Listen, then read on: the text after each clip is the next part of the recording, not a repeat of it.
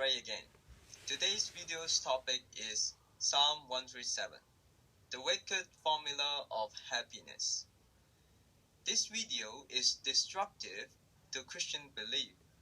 I've encountered no one who can still justify their God after knowing the facts illustrated in this video. You may leave now if you don't want to know the truth about Psalm 137. Psalms are songs inspired by God for devotion. Psalm 137 is written in menorah format. Menorah format can be written in branched lampstand shape, which represents Judaism. Each and every word counts in a menorah. The format has to be taken as a whole. Menorah is always made of complete sentence. A menorah is an inverted parallelism of thoughts or concepts. The literature structure of menorah format is in the comments below.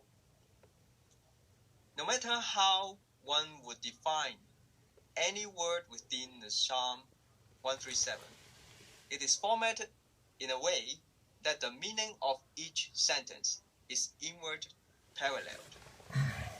This implies that changing the meaning of one particular paragraph would automatically change the meaning of the other parallel paragraph. One more thing to note is that the word happy means blessed in Psalm. We already know that. Let's go through this. Is it from God? No. Chloe says it's not from God in here. But Ray, let's go through this. First of all, I have respect for Ray because he actually gets back to me on things. He likes to respond. So he's not a coward. This is a very famous Rastafarian song. It says, by the rivers of Babylon where we sat down,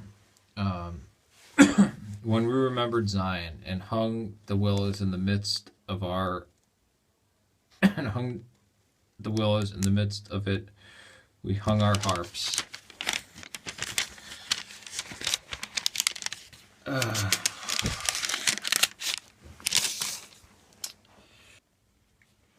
So they're praying to the Lord. They're captives. As these are captives, demanded from us songs.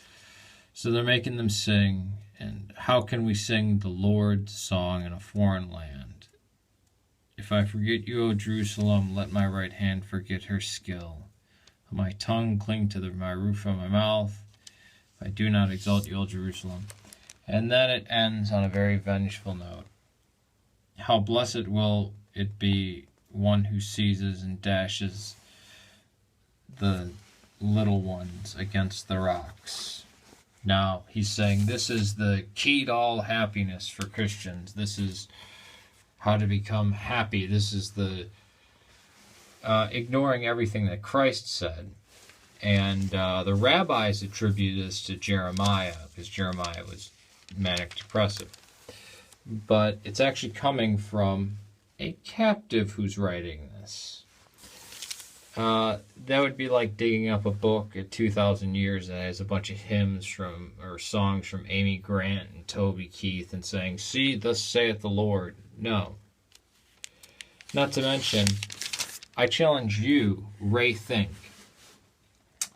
to find any piece of writing in the last 2,000 years written by any member of the church that says it's okay to kill children, or that's what makes you happy, that's a formula for happiness. Do you know what this book is, this Old Testament? This is a Jew book. This is Jewish. This was superseded, abrogated. It doesn't seem... I like you as a guy. You seem pretty nice, but it doesn't seem like you know anything about Christianity. Please, read Romans. Read the Sermon on the Mount. Now, better off, read Paul's epistle to the Romans, then Galatians, then the Gospel of John, then the Gospel of Mark, then Luke, then Matthew, then Acts, then Ephesians. What about when Christ said, any man who causes a child to even stumble, that man should have a millstone tied around his neck and cast into the sea? Or any man who would give a needy child a scorpion instead of a piece of bread, that man would be better if he would have never been born. So Jewish vengeance calling out to Yahweh, not God, Yahweh, capital L, capital O, capital R, capital D.